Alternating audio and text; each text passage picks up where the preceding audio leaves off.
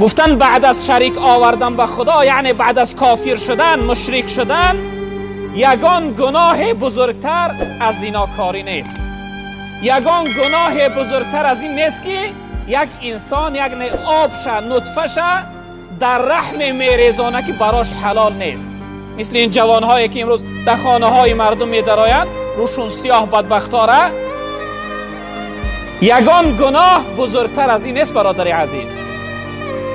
از همه بزرگترین گناه پیغمبر بزرگوار گفتند بعد از شریک آوردن به خدا، این چی هست؟ زنا هست. یعنی به یک زنی که متاسفانه امروز بعضی زنهای شوهردارم در این راه فحشا و بد برآمدن. یک روز یک برادر نزد من آمد شکایت کرد که حضرت از زنم گفت جدا شدیم، 3 فرزند دارم. سببش چی؟